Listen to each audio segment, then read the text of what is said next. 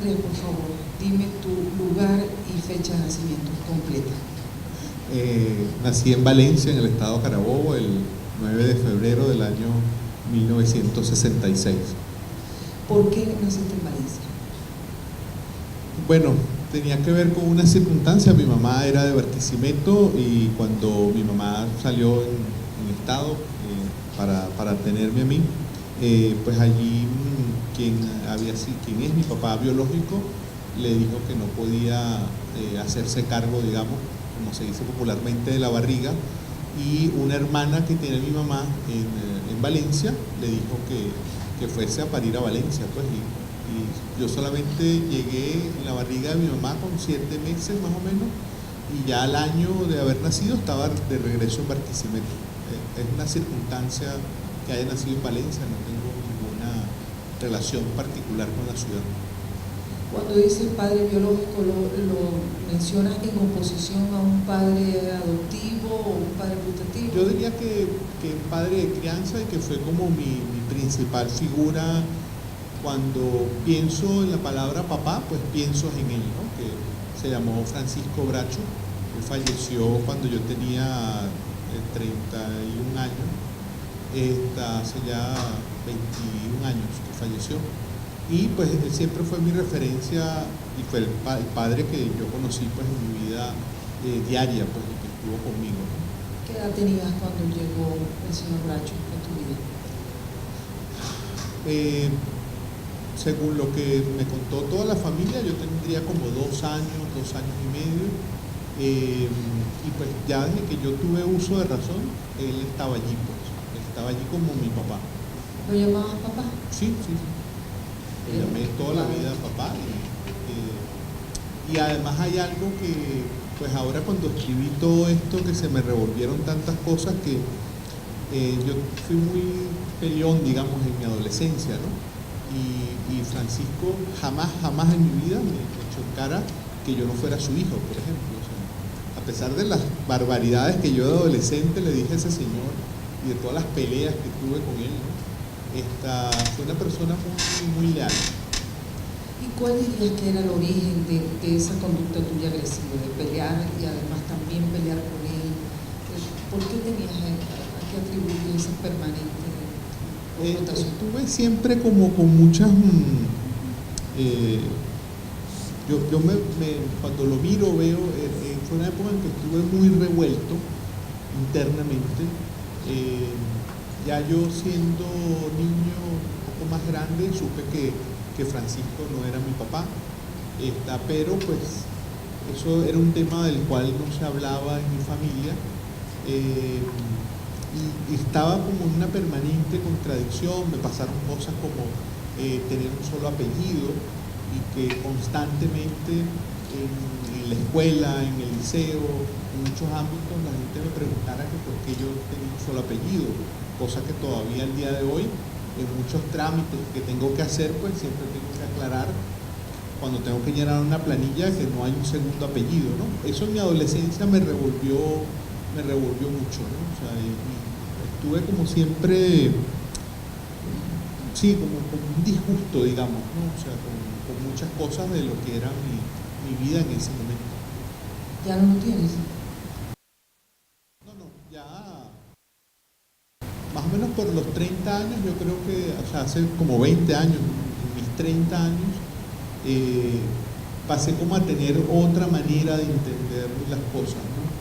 El hecho de que yo tuve una hija cuando tenía 23 años yo, y también pues no estuve mucho con ella. Eso me abrió como un abanico a revisar lo que era las dificultades que podría tener cualquier padre para crear una hija, y creo que eso me hizo como reflexionar. También hice mucha terapia, o sea, estuve muchos años haciendo terapia para poder, digamos, como encajar las piezas, ¿no?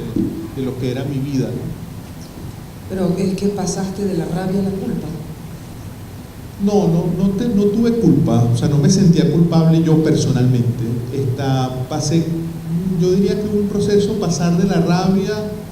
Hubo una etapa en la que estuve casi que haciendo periodismo de investigación para saber de dónde venía yo, cuál había sido la circunstancia de mi vida,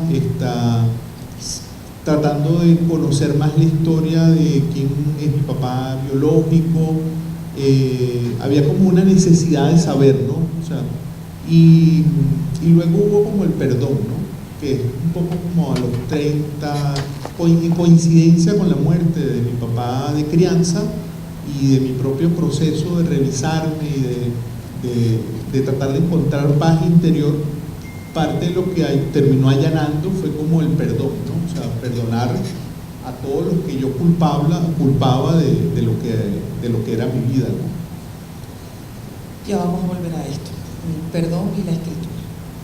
Pero antes, ¿llegaste a tener una reunión con tu papá biológico? Sí. ¿Cómo fue esto? Bueno, yo lo castigué mucho, ¿no? O sea, fue una persona que se acercó a mí teniendo yo como 18 años para pedirme perdón, para ver cómo se acercaba a mi vida, y durante muchos años yo lo castigaba, lo quedaba con él de hacer algo y le quedaba mal. Si me encontraba con él, lo que hacía era decirle cosas groseras o bruscas, ¿no? Eso fue, digamos, como una etapa en la cual él intentó acercarse y yo estaba como, bueno, revuelto en ese proceso donde realmente no quería tener como contacto, porque también acercarme a él y poderle preguntar a él fue clave como para poder armar el rompecabezas, ¿no? Pero al mismo tiempo había como mucho rechazo, rabia, y a él sí lo responsabilizaba de muchas de las cosas que habían ocurrido en mi vida, ¿no? ¿Ya no lo responsabilizas más? ¿Cómo? ¿Ya no lo responsabilizas más ni a él ni a nadie? No, hubo un cambio importante, ¿no? Y ya no están desde hace mucho tiempo, ya no. En la breve hoja de vida que leyó Rosa María, ella escogió hacer énfasis en el hecho de que tú te has apuntado a sucesivos programas de estudio. Efectivamente, eso llama la atención. Y te pregunto con respecto a eso, dado que en tu adolescencia y en el seno de la familia tenías tanto conflicto con la autoridad, ¿crees que lo resolviste en el aula? Porque no hay duda que el aula es un ámbito, no vamos a decir que calca ni que repite la situación familiar, pero digamos sí se produce, sí es pariente, en el sentido de que hay alguien a cargo y hay, digamos, unos que vienen a aprender y alguien que supuestamente ya sabe. Entonces, ¿cómo resolvías la situación, digamos, magisterial con estos antecedentes de rebeldía y de tanto cuestionamiento a la autoridad? Para mí, digamos, estudiar fue como un oasis, ¿no? O sea, estudiar en general, no solamente ir a la escuela o ir al liceo, ¿no? Fui muy buen estudiante, o sea, una persona súper metida en todo el tema de lectura. Yo lo conté en el relato, pues cuando mi mamá, a partir de que mi mamá le detectan y ya es claramente una esquizofrénica, yo me dediqué a leer, o sea, pero a leer de una manera obsesiva, pues, o sea, parte de mi tiempo libre, que tenía que pasar mucho tiempo en la casa con mi mamá, ella y yo solos, parte de poder abstraerme de lo que estaba ocurriendo, pues leía cualquier cosa, ¿no? Y me enfoqué mucho en estudiar, o sea, una persona, bueno, nunca falté a clase, nunca tuve ninguna desaveniencia con ningún maestro ni profesor. Pues cuando estaba de vacaciones sencillamente deseaba que hubiera clase. O sea, viví una vida donde la calma del aula me transmitía también como mucha sensación de tranquilidad. Me apresuro si concluyo que lo que no resolvías en lo emocional, digamos, huyendo de lo emocional, te refugiabas en lo cognitivo. Sí, sin duda. O sea, pasaban muchas cosas que no lograba ni entender ni resolver, contra las cuales peleaba permanentemente, peleaba en mi interior y también verbalizaba, ¿no?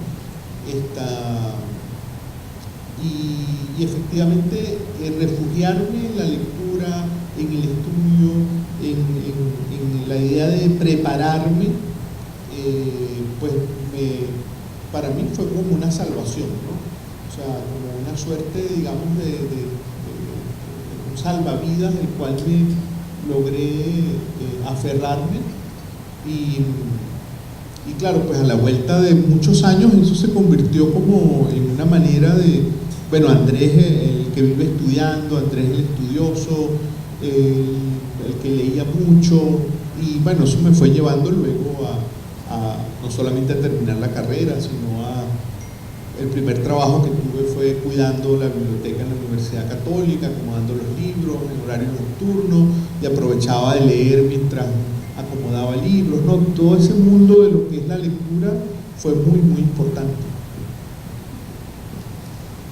Mira, cuando uno se hace muy severo con los demás, pues también se hace muy severo con uno mismo. Y buena parte de las inhibiciones de los escritores viene de ahí, de la severidad. Y posponer la escritura o posponer la publicación de los originales también viene de la severidad. Yo sé, por cosas, que tú pospusiste la escritura de este relato, que finalmente terminaste, y ese fue tu primer premio, por cierto, con este texto, escribirlo. Vamos a hablar de eso. ¿Cómo fue que lograste dejar de posponer la escritura de este libro y comprender que podías estudiar 100 años más, pero no había que estudiar para contar esa historia? Bueno, pasaron muchas cosas, entre otras cosas, bueno, falleció mi mamá hace ya 3 años. Debo decirlo, pues fue como una sensación de liberación la que viví. Y luego el tema de ver crecer a mis hijos como que me impulsó a contar lo que había sido esa vida mía, con la idea de que ellos pudieran en algún momento leerlo, porque aún no me siento no me siento con valentía para contárselas yo a ellos de voz. Pues fue como encontrar en esa escritura la manera de darles un legado y decirles, bueno, su papá viene con esta historia, es esta historia donde ustedes vienen, ¿no? Eso fue como, determinante para encontrar el impulso, ¿no? Porque efectivamente, tú lo sabes, pues hace una pila de años, pues yo tenía ganas de escribir esto, yo sentía que tenía que escribirlo, que de alguna manera tenía que sacar esa historia que me había como amargado tanto, que me había como constreñido tanto, ¿no? Pero bueno, esa sucesión de cosas, esa coincidencia con el fallecimiento de mi madre, el crecimiento de mis hijos, todo eso combinado pues me llevó a poder escribirlo, ¿no? Debo decir que cuando me senté a escribirlo salió muy rápido. Era algo que, ese relato yo lo tenía en mi cabeza desde hace mucho tiempo. O sea, no fue una cosa que tardara días o semanas en escribirlo. El día que vi la convocatoria del premio de la vida de Nos y pensé, dije, bueno, este es el lugar en el cual tengo que contar mi historia, pues me senté a escribirlo y ese mismo día estaba la historia tal como la presenté, porque era algo que había masticado, macerado, repensado durante muchos años. ¿Y por qué dirías, cómo podrías argumentar que la historia sea no tanto la historia de tu mamá, sino la historia de tu percepción de ella, de tu lidia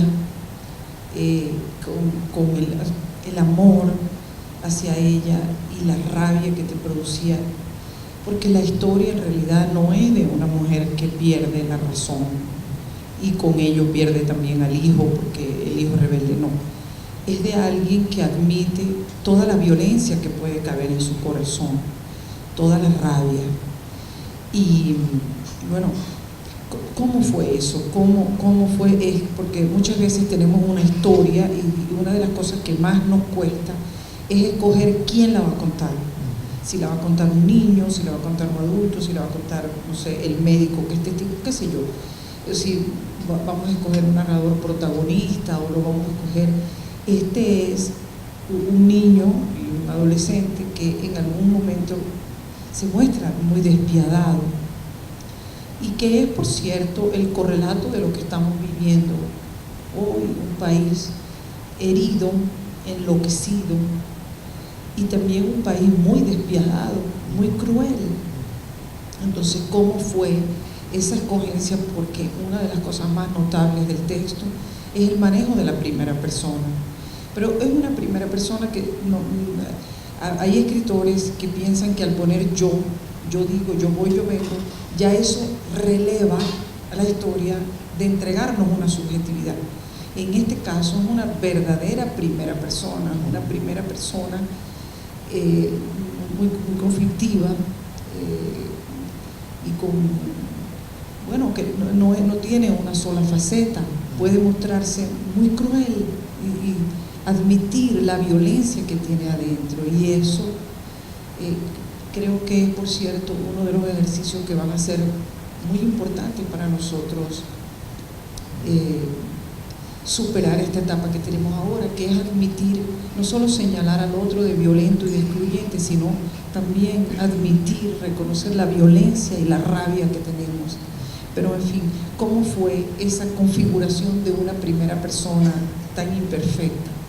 Sí, durante mucho tiempo, cuando yo pensaba que tenía que escribir sobre mi mamá, sobre mi historia, efectivamente en unos primeros años ponía el énfasis en contar la vida de ella, que realmente también fue una vida muy, muy complicada, o sea, una vida muy dura, una vida de mucha violencia, de abusos. Y en unos primeros años yo anduve como preguntándole muchas cosas a mis tíos, a diversos familiares, como para poder entender lo que había sido la vida de mi mamá. Con el paso del tiempo, mientras eso estaba macerándose dentro de mí, yo no lograba encontrar en términos narrativos cómo plasmar eso, o sea, qué voz ponerle a ese texto. Eso, parte de lo que me mantuvo como contenido también tenía que ver con qué voz, quién contaba esa historia, ¿no? La perspectiva, digamos, de lo que planteó el concurso de la vida de Nos, para mí fue tan llamativa porque era también contar historias de adversidad y de resiliencia, o sea, es decir, ver cómo, oye, bueno, nos tocó una vida difícil y cómo no nos quedamos anclados en lo negativo de aquella vida, ¿no? Y eso terminó juntándose con un consejo que probablemente tú no recuerdas, que me diste hace como 15 años en unas discusiones que tuvimos en un taller, del cual yo me retiré porque no tenía luego cómo contar en ese momento, en ese taller, la historia, ¿no? Y tú recuerdo muy claro que me dijiste, oye, recupera la voz del hijo. Ese fue un consejo que me diste hace 15 años. Y yo abandoné luego el taller, porque yo no podía, en ese momento mi mamá estaba internada en un psiquiátrico, era muy duro, o sea, contar en ese momento la historia. Cuando pasa el tiempo, y además ahí pues la convocatoria de la vida de Nos, era como, bueno, pasó esto, así lo entendí yo, pues, o sea, bueno, es contar algo que fue doloroso, que fue difícil, pero que sobreviviste positivamente a eso. Y eso ha coincidido con lo que yo, tal como yo me veo ahora, pues, o sea, cómo me siento yo ahora en relación con esa historia que no solamente la acepto, sino que si pudiera de alguna manera retroceder las cosas en la vida, pues pediría vivir la misma historia, porque gracias a esa historia yo soy el hombre que soy ahora, de lo cual me siento en este momento bastante orgulloso. Entonces, esa combinación de factores hace que entonces encaje en, bueno, tengo que contarlo no desde la historia de mi mamá, sino desde mi voz, poniéndome yo en primera persona. Eso fue un gran dilema interior, porque yo decía, bueno, ¿qué voy a contar yo si la que padeció y toda la que en realidad fue una víctima de tantas cosas fue mi madre? Pero encontrar la voz mía también era conectar esa historia con mis hijos, ¿no? Que era el otro desafío que me empujaba, ¿no? O sea, cómo que esta historia familiar, esta historia de vida podrá, y espero, ser leída por mis hijos cuando estén un poco más grandes, que ahora están pequeños, ¿no? Y esa combinación me llevó como a encontrar todos esos elementos en esa dinámica, pues me llevaron como a ponerle esa voz y poder además superar algo que había sido un estigma, porque el que a mí me llamaran el hijo de la loca cuando era un niño fue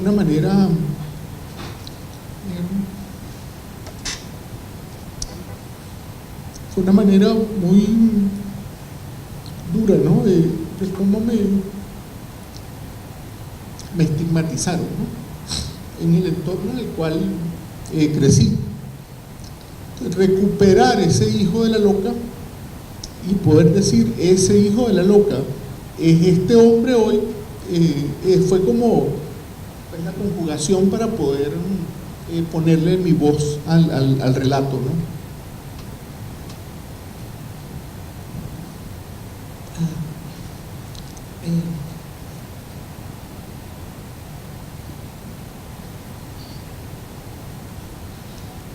Estoy conmovida. Como la primera vez. Este relato me conmovió mucho. A ver, si fueras hijo de otra persona, ¿serías escritor? No creo, es decir, parte de lo que yo siento que tengo como fuerza hoy para escribir, que también se alimenta no solamente de mi historia, sino de todo lo que leí, ¿no? O sea, yo leí, bueno, cualquier cantidad de cosas, o sea, en mi vida estuve noches en vela en la cual mi mamá estaba en las etapas, por ejemplo, en las que mi mamá estuvo hospitalizada, eran noches de insomnio, que yo no podía conciliar el sueño. Entonces, esa fuerza de leer era lo que me hacía, lo que pues hoy me ha hecho como soy. Y efectivamente yo pienso que si probablemente hubiese tenido una vida más normal, que fue algo con lo que yo siempre soñé, ¿no? Yo siempre soñaba, siendo niño, con tener una vida normal.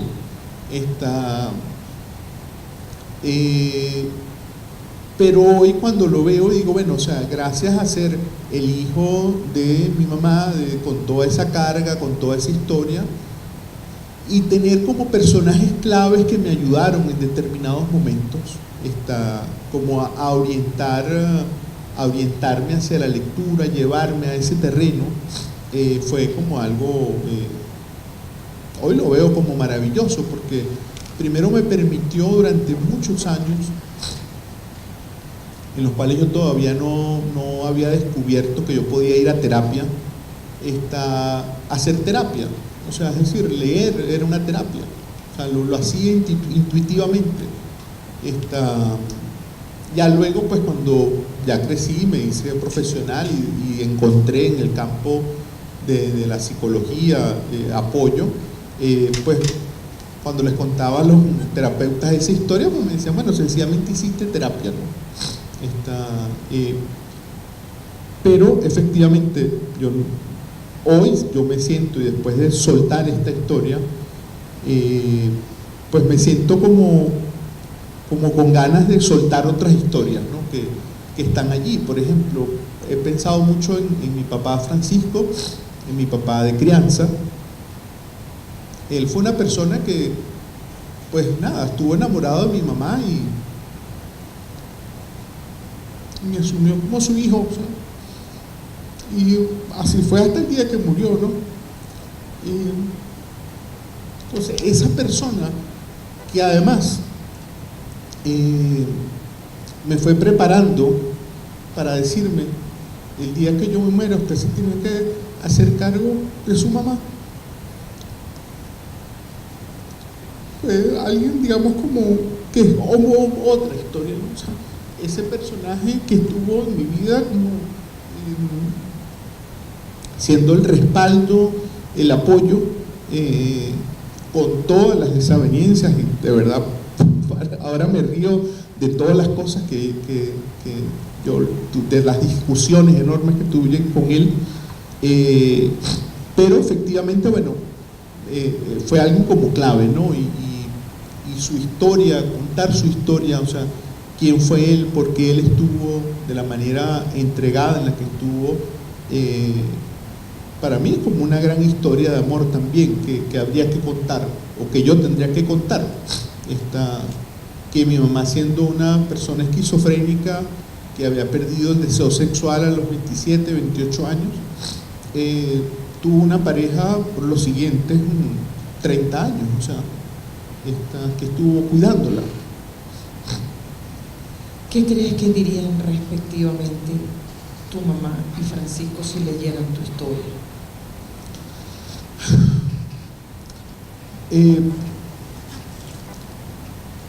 Mi mamá siempre estaba, bueno, orgullosa de cualquier cosa que yo hiciera, ¿no? O sea, yo le llegaba con...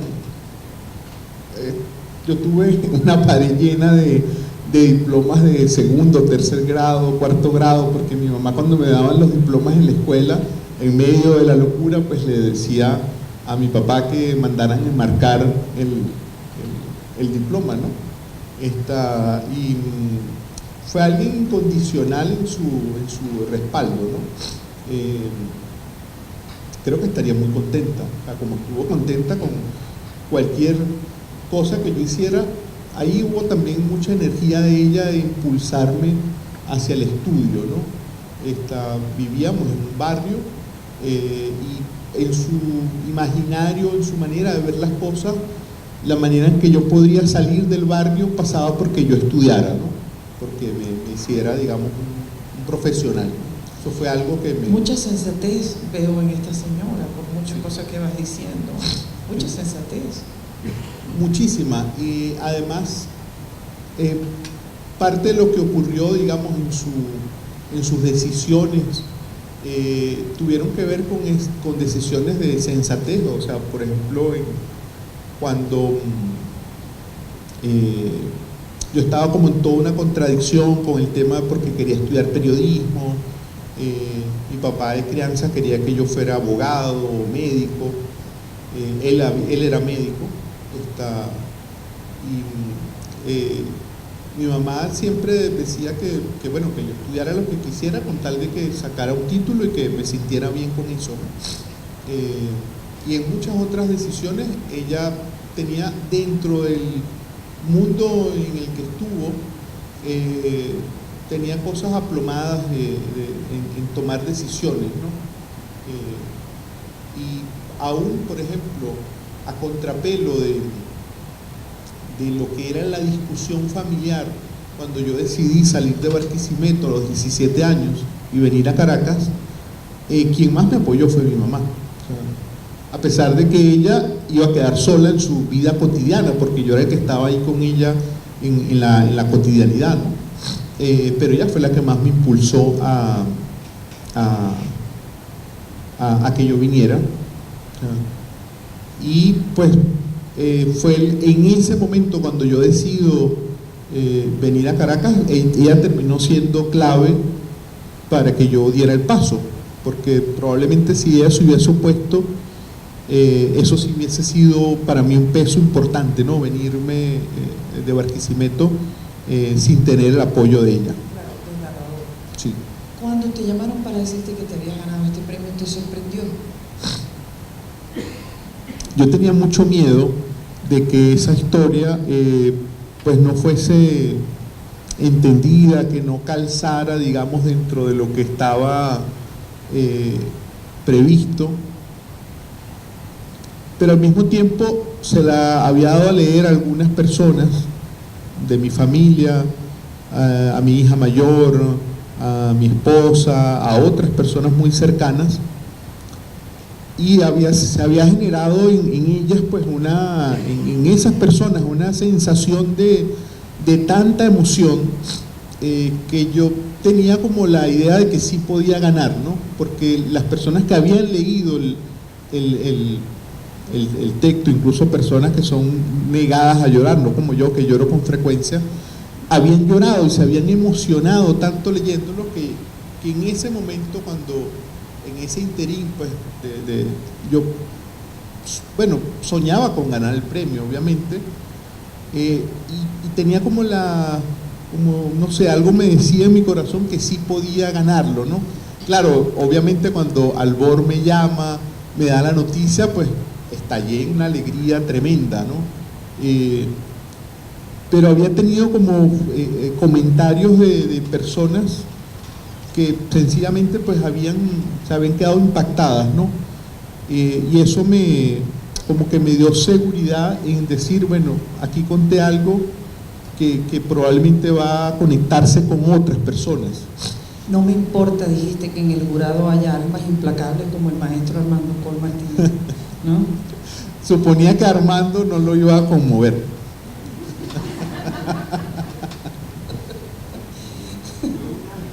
Unánime. Hay algo que yo debería haberte preguntado y no lo he hecho, algo que tú quisieras decir y yo no te he preguntado.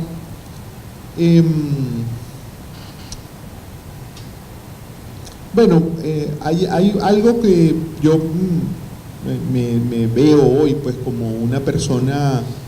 Yo no sabía todo este tema de la resiliencia hasta hace relativamente poco tiempo, ¿no?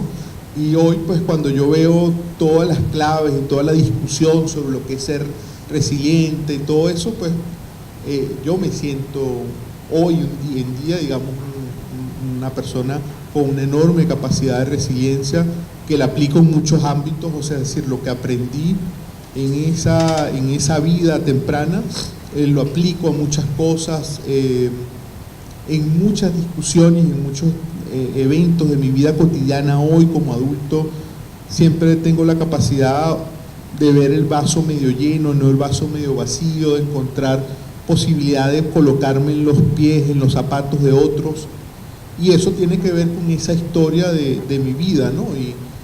Y bueno, pues obviamente le agradezco una cantidad de terapeutas con los que hablé, creo que a lo largo de unos 15 años estuve yendo a terapias, a diversas terapias, tratando de encontrar las respuestas que solamente estaban dentro de mí, pero que probablemente no me atrevía o no encontraba el camino para llegar a ese yo mío,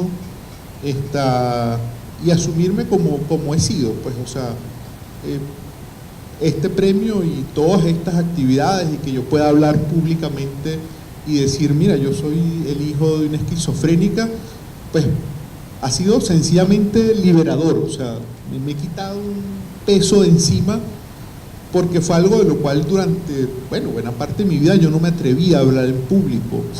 Ni incluso, digamos, ahora ha ocurrido que mucha gente amiga de hace muchos años, me dicen, oye Andrés, te conozco hace tanto tiempo y este tema de tu mamá, tú siempre lo mantenías tan oculto. Yo decía el eufemismo, no, mi mamá padece de los nervios, ¿no? O sea, pero eso de alguna manera ocultaba la historia que había detrás, ¿no? Bueno, eso ha sido como el premio, la posibilidad de escribir, pues me ha como reafirmado personalmente, ¿no? O sea, no solamente por el premio, sino porque me ha permitido pues abrirme, o sea, abrir y decir, este soy yo con esta historia, y gracias a esta historia soy quien soy hoy. Y nos dijiste que ella siempre estuvo muy orgullosa de ti, que coleccionaba tus diplomas y atesoraba tus triunfos. ¿Tú te sientes orgulloso de ella?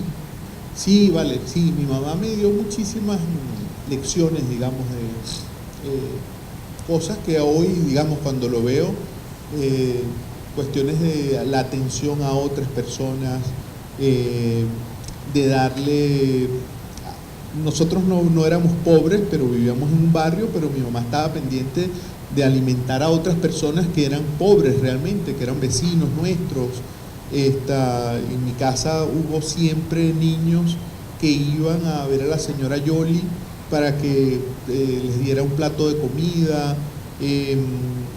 Fue alguien que siempre, a pesar de todos los problemas que ella tuvo la capacidad, aún estando enferma mental, de ponerse y de conectarse con los problemas que otros tenían. Yo me acuerdo que venían personas a contarle cosas y ella, ay, pobre hijo, pobrecita fulana, que le pasó tal cosa y tal, y esto y lo otro, ¿no? O sea, esa capacidad de conmoverse ante el dolor del otro, ante los problemas del otro, creo que es algo muy importante que hoy le admiro, pues cuando lo veo y en buena medida para mí también fue como un aprendizaje de vida.